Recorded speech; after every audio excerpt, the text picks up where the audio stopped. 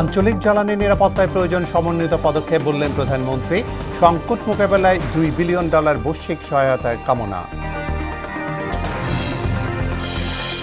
20 April Bogura যাচ্ছেন তারেক রহমান। সফরে কৃষক কার্ড বিতরণ, জনসভা সহ বিভিন্ন কর্মসূচিতে অংশ নেবেন সরকার প্রধান। শাপলা চত্বর হত্যাযজ্ঞে আসামি হচ্ছেন সাবেক আইজিপি মামুন। মোহাম্মদপুরে 9 হত্যায় পিছালো নানক তাপসের অভিযোগ গঠন শুনানি। এবং 18 কোটি টাকা ব্যয়ে ঢাকার 2 সিটিতে বসানো হচ্ছে সিগন্যাল বাতি। আইন প্রয়োগ ছাড়া সফল হবে না কোনো পরিকল্পনাই, বলছেন বিশেষজ্ঞরা।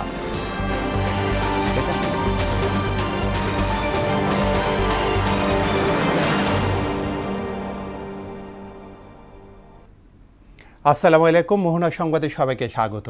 এতক্ষণ শুনছিলেন সংবাদ শিরোনাম। পুরো সংবাদের সঙ্গে আছি আমি জাবেদ কারদার। মধ্যপ্রাচ্যে যুদ্ধের প্রভাবে দেশের চলমান জ্বালানি সংকট মোকাবেলায় আন্তর্জাতিক অংশীজনদের কাছে $2 বিলিয়ন বাংলাদেশি মুদ্রায় প্রায় 24,600 কোটি টাকার বৈশ্বিক সহায়তা চাইলেন প্রধানমন্ত্রী তারেক রহমান। বুধবার দুপুরে এশিয়া জিরো এমিশন কমিউনিটি অ্যাজেক প্লাসের সম্মেলনে ভার্চুয়ালি অংশ নিয়ে এই সহায়তা চান বাংলাদেশের সরকার প্রধান। বলেন, আঞ্চলিক জ্বালানি নিরাপত্তা জোরদার করা এবং সরবরাহ বিঘ্নিত হওয়ায় সমস্যা সমাধানে এশিয়ার দেশগুলোর মধ্যে সমন্বিত ও দূরদর্শী পদক্ষেপ প্রয়োজন। জ্বালানি সংকট বাংলাদেশের অর্থনীতিকে ক্ষতিগ্রস্ত করছে এবং এর প্রভাব মোকাবেলায় সরকার বেশ কিছু স্বল্পমেয়াদী ব্যবস্থা নেওয়ার কথা জানান তারেক রহমান।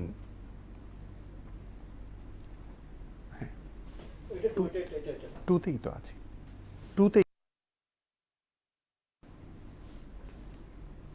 1 জুলাই থেকে 5 বছর মেয়াদে পঞ্চম প্রাথমিক শিক্ষা উন্নয়ন কর্মসূচি শুরু করবে সরকার। সকালে জাতীয় সংসদে প্রশ্নোত্তর পর্বে একথা জানান প্রধানমন্ত্রী তারেক রহমান। বলেন, কৃষক ও ফ্যামিলি কার্ড সহ সরকারের নানা পদক্ষেপে খেটে যাওয়া মানুষ উপকৃত হবে। মধ্যপ্রাচ্যের অস্থিরতার প্রেক্ষাপটে সরকার বিকল্প শ্রমবাজার খুঁজতে পরিকল্পনা গ্রহণ করেছে বলেও জানান প্রধানমন্ত্রী। শামীমুজ্জামান চৌধুরী রিপোর্ট। বর্তমান সরকারের ইশতেহারে দেশের সকল প্রাথমিক বিদ্যালয়ের শিক্ষকদের শিক্ষাদানের মান ও দক্ষতা বৃদ্ধির লক্ষ্যে বিশেষ প্রশিক্ষণ কর্মসূচির আওতায় আনার উপর গুরুত্ব দেওয়া হয়েছে। চলমান চতুর্থ প্রাথমিক শিক্ষা উন্নয়ন কর্মসূচির আওতায় এরই মধ্যে 1,30,000 শিক্ষককে ইংরেজি বিষয়ে প্রশিক্ষণ প্রদান করা হয়েছে। সংসদ অধিবেশনের প্রশ্ন উত্তরে চট্টগ্রাম 7 আসনের সংসদ সদস্য হোম্মাম কাদের চৌধুরীর প্রশ্নের জবাবে সরকার প্রধান বলেন, 1 জুলাই থেকে 5 বছর মেয়াদী পঞ্চম প্রাথমিক শিক্ষা উন্নয়ন কর্মসূচি শুরু করা হবে। মাননীয় সংসদ সদস্য, আপনি জেনে আনন্দিত হবেন যে আগামী 1 জুলাই 2026 হতে 5 বছর মেয়াদী পঞ্চম প্রাথমিক শিক্ষা উন্নয়ন কর্মসূচি সরকার শুরু করতে যাচ্ছে এবং এই কর্মসূচির মাধ্যমে অবশিষ্ট যে শিক্ষকবৃন্দ আছেন তাদেরকেও ইংরেজি বিষয়ে শিক্ষা প্রদানের পরিকল্পনা বর্তমান সরকারের রয়েছে। কৃষক কার্ড, ফ্যামিলি কার্ড, খাল খনন, বৃক্ষরোপণ সহ সরকারের নানা পরিকল্পনায় কোনো না কোনোভাবে সমাজের খেটে খাওয়া মানুষ উপকৃত হবে বলেও জানান প্রধানমন্ত্রী তারেক রহমান। খেটে খাওয়া মানুষ বলতে যেই মানুষগুলোকে বোঝায়, সেটি শ্রমিক হোক, কৃষক হোক, দিনমজুর হোক, খেটে খাওয়া বিভিন্ন শ্রেণী পেশার মানুষ হোক, প্রত্যেকের জন্য আমরা কিছু না কিছু রেখেছি। আমরা কৃষকদের জন্য একটু আগেই আমি বলেছি, আমরা কৃষকদেরকে সহযোগিতা করার জন্য কৃষক কার্ড আমরা ইন্ট্রোডিউস করেছি। আমরা একইভাবে এই দেশের মহিলাদেরকে, এই দেশের নারী সমাজকে আমরা এম্পাওয়ার করার জন্য আমরা প্রান্তিক পর্যায়ের পরিবার যেগুলো আছে, সেই পরিবারগুলো যে নারী প্রধান আছে, তাদেরকে ফ্যামিলি কার্ড দেওয়ার প্রক্রিয়া এরই ভিতরে আমরা শুরু করেছি। সরকারের 180 দিনের কর্মসূচির আওতায় জনগণকে হেলথ কার্ড দেওয়ার উদ্যোগ গ্রহণ করা হয়েছে বলে জানান প্রধানমন্ত্রী তারেক রহমান। এ বিষয়ক একটি প্রকল্প অনুমোদনের অপেক্ষায় রয়েছে বলেও জানান সরকার প্রধান। সরকারের নির্বাচনী ইশতেহারে ঘোষিত কার্যক্রমসমূহ বাস্তবায়নে সকল মন্ত্রণালয় এবং বিভাগ আগামী 180 দিনের কর্মসূচির আলোকে কর্ম পরিকল্পনা প্রণয়ন করেছে। শামীমুজ্জামান চৌধুরী, মোহনা সংবাদ, ঢাকা। আগামী 20 এপ্রিল বগুড়ায় যাচ্ছেন বিএনপি চেয়ারম্যান ও প্রধানমন্ত্রী তারেক রহমান। বগুড়া সার্কিট হাউসে আয়োজিত ব্রিফিংয়ে এই তথ্য জানান স্থানীয় সরকার, পল্লী উন্নয়ন ও সমবায় প্রতিমন্ত্রী মীর শাহে আলম এবং প্রধানমন্ত্রীর অতিরিক্ত প্রেস সচিব আতিকুর রহমান রুমন। ব্রিফিং শেষে বগুড়া 7 আসনের সংসদ সদস্য মোর্শেদ মিল্টন সহ তারা জনসভাস্থল পরিদর্শন করেন। এই সফরে বগুড়া সিটি কর্পোরেশনের ভিত্তিপ্রস্তর স্থাপন, বাবার পৈতৃক ভিটার হাসপাতাল পরিদর্শন, কৃষক কার্ড বিতরণ, জনসভা সহ বিভিন্ন কর্মসূচিতে অংশগ্রহণ করবেন প্রধানমন্ত্রী। মাননীয় প্রধানমন্ত্রী 20 তারিখে এখন পর্যন্ত যেটি ঠিক আছে, উনি সড়ক পথে ঢাকা থেকে রওনা দিয়ে 10:30টার মধ্যে বগুড়া সার্কিট হাউসে পৌঁছবেন। এরপর এখান থেকে বগুড়া জজকোর্ট প্রাঙ্গণে যাবেন। ওখান থেকে মাননীয় প্রধানমন্ত্রী যাবেন বগুড়া পৌরসভা চত্বরে বগুড়াবাসীর স্বপ্ন বাস্তবায়নের জন্য। সেখানে নবসৃষ্ট বগুড়া সিটি কর্পোরেশনের ফলকনি উন্মোচন করবেন। এরপরে সড়ক পথে মাননীয় প্রধানমন্ত্রী তার জন্মস্থান, জন্মভিটা, মহান স্বাধীনতার ঘোষক শহীদ রাষ্ট্রপতি জিয়াউর রহমানের জন্মস্থান বাগবাড়িতে উনি যাবেন। সরকার প্রধানের ঘোষণা অনুযায়ী শিক্ষা খাতে জিডিপি 5% বাড়ানো হবে বলে জানিয়েছেন শিক্ষামন্ত্রী আনম ইহসানুল হক মিলন। তিনি বলেন, দেশের প্রতিটি উপজেলায় মাল্টিপারপাস শিক্ষা পরীক্ষা কেন্দ্র নির্মাণের পরিকল্পনা করা হচ্ছে। দুপুরে সিলেটে এসএসসি ও সমমানের পরীক্ষা উপলক্ষে মতবিনিময় সভায় একথা বলেন তিনি। শিক্ষামন্ত্রী বলেন, নানা জটিলতায় বিগত সরকারের আমলে শিক্ষক নিয়োগ ও পদায়ন আটকে ছিল, তবে শীঘ্রই এই কার্যক্রম শুরু হবে। একই সঙ্গে ইংরেজি মাধ্যমের শিক্ষা প্রতিষ্ঠানগুলোকে জবাবদিহির আওতায় আনা হচ্ছে। জ্বালানি তেলের যে মজুত রয়েছে তাতে আগামী 2 মাস কোনো সংকট হবে না বলে জানিয়েছে জ্বালানি বিভাগ। দুপুরে সচিবালয়ে জ্বালানি পরিস্থিতি নিয়ে আয়োজিত এক ব্রিফিংয়ে একথা জানান মন্ত্রণালয়ের মুখপাত্র মুনীর চৌধুরী। আলাদা অনুষ্ঠানে প্রধানমন্ত্রীর তথ্য উপদেষ্টা জাহিদুর রহমান বলেন, মধ্যপ্রাচ্য সংকটে দীর্ঘায়িত হলে ভবিষ্যতে জ্বালানির দাম সমন্বয়ের প্রয়োজন হতে পারে। আরও জানাচ্ছেন তানজিদ ভূঁইয়া। দেশে এই মুহূর্তে 1,01,000 metric ton diesel, 31,821 ton octane, 18,211 ton petrol, 77,546 ton furnace oil এবং 18,223 টন জেট ফুয়েল মজুত রয়েছে।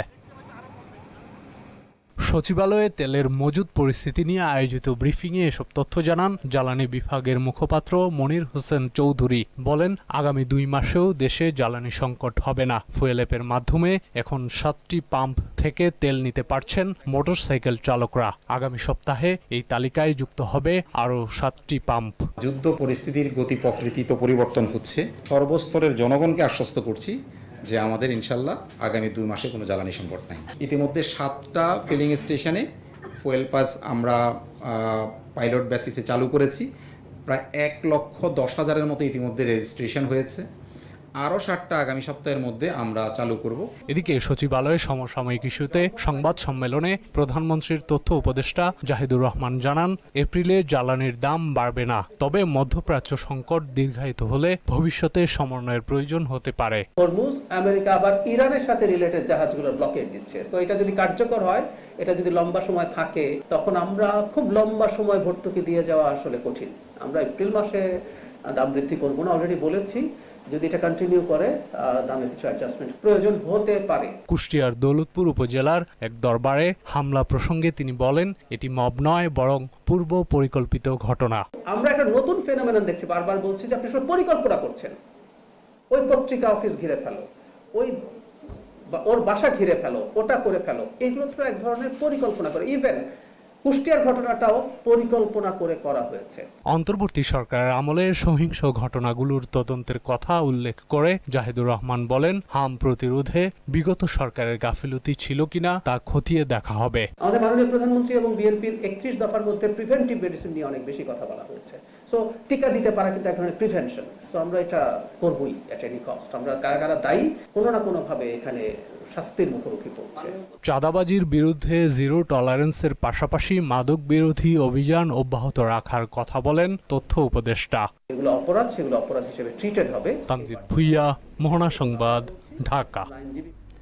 বিগত ফ্যাসিস্ট আমলে নানা অপকর্মে জড়িতদের বিচার করতে না পারলে নতুন করে ফ্যাসিবাদ জেগে উঠতে পারে বলে মন্তব্য করেছেন তথ্যমন্ত্রী জহিরুদ্দিন স্বপন। তিনি বলেন, রাষ্ট্রের ক্ষমতা কাঠামো এমন হওয়া উচিত যাতে কেউ স্বৈরাচার হয়ে উঠতে না পারে। দুপুরে ফটো জার্নালিস্ট অ্যাসোসিয়েশনের সাংবাদিকদের সঙ্গে মতবিনিময় সভায় এইসব কথা বলেন তিনি। সবাই চিত্রগ্রাহক সহ অন্যান্য গণমাধ্যম কর্মীরা তাদের পেশাগত সমস্যার কথা তুলে ধরেন। ফ্যাসিবাদ কিন্তু একটা রোগের নাম, এবং এটা আজকে যিনি গণতন্ত্রী, আগামীকালকেও তিনি কিন্তু ফ্যাসিস্ট হয়ে যেতে পারেন। ক্ষমতার মধ্যে এমন কিছু ভাইরাস থাকে, যেই ভাইরাসের যদি আগের থেকেই অ্যান্টিভাইরাস ভ্যাকসিনেশন করা না থাকে পলিটিক্যাল প্রসেসে, তাহলে তা আমাদেরকে ফ্যাসিজমের দিকে নিয়ে যায়। ক্ষমতার প্রভাব প্রতিপত্তিতে যাদের রোগে আক্রান্ত হয়ে পড়তে পারে তারা কিন্তু সাবধান। তা আমি সে কারণেই আপনাদেরকে বলছি যে এই বিষয়ে আমাদেরকে সজাগ থাকার জন্য সবচেয়ে বড় মাধ্যম হচ্ছে গণমাধ্যমকে সজাগ থাকতে হবে। 2013 সালে শাপলা চত্বরে হত্যাযজ্ঞের ঘটনায় মানবতা বিরোধী অপরাধ মামলার তদন্তে সাবেক আইজিপি চৌধুরী আবদুল্লাহ আল মামুনের সম্পৃক্ততা উঠে এসেছে বলে জানিয়েছেন চিফ প্রসিকিউটর আমিনুল ইসলাম। এই কারণে মামুনকে এই মামলার আসামি করা হবে। এদিকে মোহাম্মদপুরে 9 জন হত্যা মামলার নানক তাপস সহ 28 জনের বিরুদ্ধে অভিযোগ গঠনের বিষয়ে শুনানি পিছিয়েছে। মুদাসির আলী প্রতিবেদন। 2013 সালে হেফাজতের সমাবেশে তৎকালীন আওয়ামী সরকার যে হত্যাযজ্ঞ চালায় তাতে র্যাবের কর্মকর্তা সাবেক আইজিপি চৌধুরী আবদুল্লাহ আল মামুনের সম্পৃক্ততা পেয়েছে তদন্ত সংস্থা। এ বিষয়ে পূর্ণাঙ্গ প্রতিবেদনও কয়েকদিনের মধ্যে পাওয়া যাবে বলে জানিয়েছেন আন্তর্জাতিক অপরাধ ট্রাইব্যুনালের চিফ প্রসিকিউটর মোহাম্মদ আমিনুল ইসলাম। মামলায় এখন পর্যন্ত মামুন সহ গ্রেপ্তার রয়েছেন 4 জন। চৌধুরী আবদুল্লাহ আল মামুন সহ অনেক কর্মকর্তাদের সম্পৃক্ততা আমরা পাচ্ছি, এবং আগামী 10-15 দিনের মধ্যে আমরা চেষ্টা করছি যে শাপলা চত্বর যে একটা নারকীয় হত্যাযজ্ঞ যেটা হয়েছে, একটা সারা পৃথিবীর মানুষের বিবেকবান মানুষকে যারা আহত করেছে এই মানবতা বিরোধী অপরাধ, সেটার মধ্যে আমরা যাদের সম্পৃক্ততাই পাওয়া যাবে প্রত্যেককে আমরা বিচারের আওতায় নিয়ে আসবো। এদিকে 24-এর গণ অভ্যুত্থানে মোহাম্মদপুরে 9 জন হত্যা মামলায় অভিযোগ গঠনের বিষয়ে শুনানির দিন দ্বিতীয় দফায় পিছিয়ে 26 এপ্রিল দিন ধার্য করেছেন ট্রাইব্যুনাল। আন্তর্জাতিক অপরাধ ট্রাইব্যুনাল 1 এদিন ধার্য করেন। একই ট্রাইব্যুনালে আরেক মানবতাবিরোধী অপরাধ মামলায় সাক্ষী না আসায় সাবেক আইনমন্ত্রী আনিসুল হক, সাবেক প্রধানমন্ত্রীর উপদেষ্টা সালমান এফ রহমানের বিরুদ্ধে সাক্ষ্য গ্রহণ পিছিয়েছে। 27 এপ্রিল পরবর্তী দিন ধার্য করেন ট্রাইব্যুনাল। অন্যদিকে ট্রাইব্যুনাল 2-তে 24-এর গণ অভ্যুত্থানের যাত্রাবাড়িতে তাইম হত্যা মামলায় সাক্ষ্য দিয়েছেন তারই বাবা পুলিশের এসআই ময়নাল হোসেন ভূঁইয়া। তিনি অভিযোগ করেন, তাইম হত্যার ঘটনায় যে পুলিশ কর্মকর্তা সুরতহাল প্রতিবেদন করেন তাতে ঊর্ধ্বতন কর্তৃপক্ষের নির্দেশে শরীরে গুলির চিহ্ন উল্লেখ করেননি ওই পুলিশ কর্মকর্তা। মুদাসসির আলী, মোহনা সংবাদ, ঢাকা। 2 দশকে ট্রাফিক সিগন্যাল স্থাপন ও অটোমেশন নামে 200 কোটি টাকার বেশি অপচয় হলেও নতুন করে ঢাকার 2 সিটিতে সিগন্যাল বাতি বসানো হচ্ছে। এতে ব্যয় হচ্ছে প্রায় 18 কোটি টাকা। বিশেষজ্ঞরা বলছেন, আইন প্রয়োগের পাশাপাশি চালকদের সচেতন করা না গেলে কোনো পরিকল্পনাই সফল হবে না। তবে ট্রাফিক পুলিশের দাবি, পরীক্ষামূলকভাবে পরিচালিত কয়েকটি অটোমেশন সিগন্যালে অধিকাংশ চালকই নিয়ম মেনে চলছেন। ইমদাদুল হক খানের রিপোর্ট। রাজধানীর শতাধিক পয়েন্টে গত 2 দশকে ট্রাফিক সিগন্যাল বাতি স্থাপন ও অটোমেশনের নামে 200 কোটি টাকার বেশি অপচয় করা হয়েছে। তবে নতুন করে আবার সিগন্যাল বাতি স্থাপনের পরিকল্পনা নিয়েছে ঢাকার 2 সিটি কর্পোরেশন। ইতোমধ্যে পরীক্ষামূলকভাবে রাজধানীর 7 পয়েন্টে শুরু হয়েছে এই কার্যক্রম। ট্রাফিক সার্জেন্টরা জানান, পরীক্ষামূলক চালু হওয়া স্পটগুলোতে নিয়ম মেনে গাড়ি চালাচ্ছেন চালকরা। বাংলাদেশের বিভিন্ন স্থানে তারা সিগন্যাল লাইট ছাড়াই চলাচল করতে অভ্যস্ত আর কি। তারা হঠাৎ করে যখন গুলশানে চলে আসে বা বিজয়সন চলে আসে, তারা সিগন্যাল থাকলেও তারা মনে করে ট্রাফিক পুলিশ বা যারা সার্জেন্ট আছে তারা হয়তো হাতের মাধ্যমে সিগন্যাল চালাবে, এই জন্য তারা লাইটের দিকে অনেক সময় দৃষ্টিপাত করে না। সকল ক্ষেত্রে ডিজিটালাইজেশন হয়েছে, বাট এই যে ট্রাফিক ম্যানেজমেন্টটা অনেকটা অ্যানালগ ছিল, কারণ আধুনিক বিশ্বে এখনো আমরা ম্যানুয়ালি সিগন্যাল চাচ্ছি, এটা আসলে দৃষ্টিকটু। জাতিগতভাবে বলেন আর আমরা বাঙালি হিসেবে আমি জানি না, আসলে আমাদের সবার ভিতরে আইন না মানার এক ধরনের প্রবণতা রয়েছে। পুরো সিটিকে সিগন্যাল বাতির আওতায় আনার দাবি জানালেন চালকরা, তবে আইন না মানার কথাও স্বীকার করেন তারা। সব দিক থেকে গাড়ি আসে তো সিঙ্গেল না মারলে তো জ্যাম লেগে যাবো। ট্রাফিক কন্ট্রোলটা মোটামুটি এখন গুলশানে খুব বেস্ট চলতেছে, তো এটা যদি পুরো ঢাকার ভিতরে করা হয় মোটামুটি জাম চাপটা কমে যাবে। সড়ক বিশেষজ্ঞরা বলছেন, আইন প্রয়োগের পাশাপাশি ছোট ছোট যানবাহনকে সড়ক থেকে সরিয়ে ফেললে সিগন্যাল বাতি চমৎকার সমাধান। চালক আছেন, যারা যাত্রী আছেন, পথচারী আছেন, তারা তো ভুলেই গেছে যে সড়কে আইন বলে একটা বিষয় আছে। তো সেই জায়গায় ট্রাফিক সিগন্যাল বসে তাদেরকে আগে অভ্যস্ত করতে হবে যে লাল বাতিতে থামতে হয়, সবুজ বাতিতে যেতে হয়। আপনি অন্তত এটা আগে শেখাতে হবে। সড়কের আইন সম্পর্কে চালকদের সচেতন করার পরামর্শ দেন তিনি। পলিসি নিতে পারেন যে ছোট ছোট খুচরা যানবাহন, অটোরিকশা, রিক্সা এগুলো সড়ক থেকে আস্তে আস্তে সরিয়ে ফেলবেন। সিগন্যাল একটা চমৎকার সলিউশন হবে ঢাকা শহরের জন্য। ডিএনসিসি প্রশাসক জানালেন, বুয়েটের সহযোগিতায় উত্তর সিটির 10টি পয়েন্টে পরীক্ষামূলক সিগন্যাল বাতি বসানো হচ্ছে। বুয়েটের যারা আমাদের প্রকৌশলীরা আছে কিছু ট্রাফিক সিগন্যাল বাতি তৈরি করেছে এবং অনেক জায়গায় সেটা এখনো আছে এবং আগামী কয়েকদিনের মধ্যে আমাদের সিটি কর্পোরেশন থেকে তারা সহযোগিতা চেয়েছে, কারণ ট্রাফিক সিগন্যাল করতে গেলে তখন রাস্তা খোলাখুলি করতে হবে। তো সিটি কর্পোরেশনের সহযোগিতা চেয়েছে 10টা জোনে, যেখানে যেখানে পাইলট বেসিসে এটা শুরু হচ্ছে। চালকদের সচেতন করতে ট্রাফিক বিভাগের সোশ্যাল প্ল্যাটফর্মে ক্যাম্পেইন চলছে বলেও জানান তিনি। ট্রাফিক বিভাগের পক্ষ থেকে ক্যাম্পেইন করছে, এটা জনসচেতনতার বিষয়। এটা আমিও মনে করি যে জনসচেতনতার মধ্যে দিয়ে ট্রাফিক ব্যবস্থাপনা, যানজট নিরসন সম্ভব। এমদাদুল হক খান, মোহনা সংবাদ, ঢাকা। ট্রাফিক সচেতনতার অংশ হিসেবে ট্রাফিক এডুকেশন প্রোগ্রাম 2026 শুরু করেছে ঢাকা মেট্রোপলিটন পুলিশের ট্রাফিক বিভাগ। বিকেলে রাজধানীর মতিঝিল মডেল স্কুল অ্যান্ড কলেজে এই কার্যক্রমের উদ্বোধন করা হয়। এই সময় ঢাকা মেট্রোপলিটন পুলিশের ঊর্ধ্বতন কর্মকর্তারা স্কুলের শিক্ষার্থীদের মধ্যে ট্রাফিক নিয়মকানুন বিস্তারিত আকারে তুলে ধরেন। রাস্তায় গাড়ি, রিক্সা ও মানুষসহ বিভিন্ন যান কিভাবে চলাচল করবে সে বিষয়েও বিস্তারিত তুলে ধরা হয় শিক্ষার্থীদের মাঝে। আমরা এখন থেকেই সচেতন না হই, ভবিষ্যতে আমরা আসলে ট্রাফিকটাকে ম্যানেজই করতে পারবো না। তো এই জন্য আমরা স্কুলের বাচ্চাদের বেছে নিয়েছি, কারণ তারাই তো ভবিষ্যতে নেতৃত্ব দিবে। আমরা চাই যে প্রত্যেকটি কারিকুলামে যেন এটি অন্তর্ভুক্ত হয়, সেটি বাংলা, ইংরেজি মাধ্যম সকল মাধ্যমেই যেন এটিকে অন্তর্ভুক্ত করা হয়, কারণ এটি এখন আর শুধু জানার বিষয়ের মধ্যে সীমাবদ্ধ নেই। আমাদের ট্রাফিক সচেতনতা এটা অবশ্যই কারিকুলামে আসা উচিত। বিএনপি পরিবেশ রক্ষায় বর্জ্য ব্যবস্থাপনা নিয়ে কাজ করছে বলে জানিয়েছেন দলটির চেয়ারম্যানের উপদেষ্টা ডক্টর জিয়াউদ্দিন হায়দার। বিকেলে ফরিদপুর শহরতলির আদমপুরে বর্জ্য ব্যবস্থাপনা এলাকা পরিদর্শন শেষে তিনি এই কথা বলেন।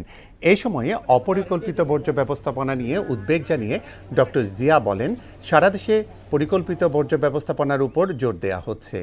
একে টেকসই করার লক্ষ্যে সচেতনতা বৃদ্ধি এবং রিসাইক্লিংয়ের উপর গুরুত্ব আরোপ করেন তিনি।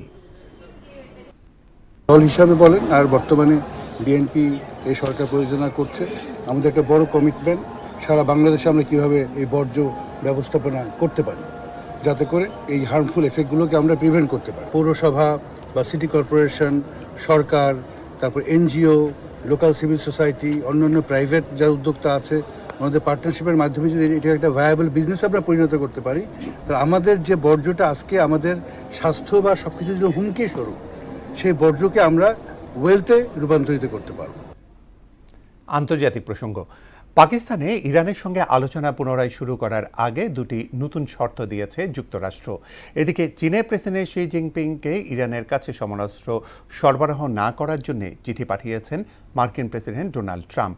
এছাড়া মধ্যপ্রাচ্যে আরও সেনা মোতায়েন করেছে ওয়াশিংটন। অন্যদিকে হরমুজ প্রণালীতে মার্কিন নৌ অবরোধ অব্যাহত থাকলে পারস্য উপসাগর ও ওমান সাগরের পাশাপাশি লোহিত সাগরও বাণিজ্য পথ বন্ধ করে দেয়া হবে বলে হুঁশিয়ারি দিয়েছেন ইরান। ঐশী আলমের ডেস্ক রিপোর্ট। পাকিস্তানে ইরানের সঙ্গে আলোচনা ফের শুরু করার আগে যুক্তরাষ্ট্র দুটি নতুন শর্ত দিয়েছে। এর মধ্যে একটি হলো হরমুজ প্রণালী সম্পূর্ণ খুলে দেয়া এবং আরেকটি শর্ত হলো যে কোনো চুক্তি চূড়ান্ত করার জন্য ইরানের প্রতিনিধি দলকে আইআরজিসির কাছ থেকে পূর্ণ কর্তৃত্ব পেতে হবে। যুক্তরাষ্ট্র ও ইরানের সম্ভাব্য দ্বিতীয় দফা শান্তি আলোচনার আগে জোরদার কূটনৈতিক তৎপরতার অংশ হিসেবে সৌদি আরব, কাতার ও তুরস্কের উদ্দেশ্যে 4 দিনের সফরে রওনা হয়েছেন পাকিস্তানি প্রধানমন্ত্রী শেহবাজ শরীফ। এদিকে চীনের প্রেসিডেন্ট শি জিনপিংকে ইরানের কাছে উন্নত অস্ত্রশস্ত্র সরবরাহ না করার জন্য চিঠি পাঠিয়েছেন মার্কিন প্রেসিডেন্ট ডোনাল্ড ট্রাম্প। ট্রাম্পের দাবি, ফিরতি চিঠিতে শি জিনপিং জানিয়েছেন যে চীন বর্তমানে ইরানকে কোনো অস্ত্র সরবরাহ করছে না। মার্কিনিরা হরমুজ প্রণালী স্থায়ীভাবে উন্মুক্ত করায় চীন খুবই খুশি বলে মন্তব্য করেছেন মার্কিন প্রেসিডেন্ট ডোনাল্ড ট্রাম্প। এই প্রণালী আর কখনোই অবরুদ্ধ হবে না বলেও জানান তিনি।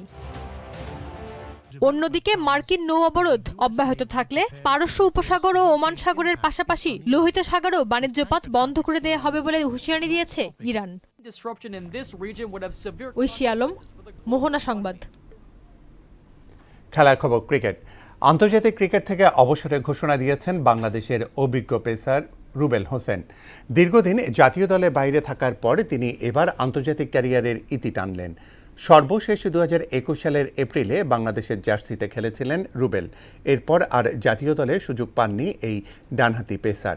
বুধবার সামাজিক যোগাযোগ মাধ্যমে অবসরের ঘোষণা দেন তিনি। বাংলাদেশের হয়ে 27টি টেস্ট, 104টি ওয়ানডে ও 28টি টি-20 খেলেছেন রুবেল। ওয়ানডেতে 129, টেস্টে 36 ও টি-20তে 28 উইকেট নিয়েছেন তিনি।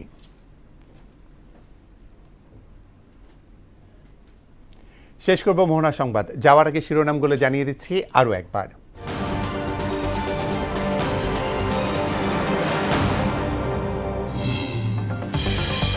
আঞ্চলিক জ্বালানি নিরাপত্তা প্রয়োজন সমন্বিত পদক্ষেপ বললেন প্রধানমন্ত্রী। সংকট মোকাবেলায় $2 বিলিয়ন বৈশ্বিক সহায়তার কামনা।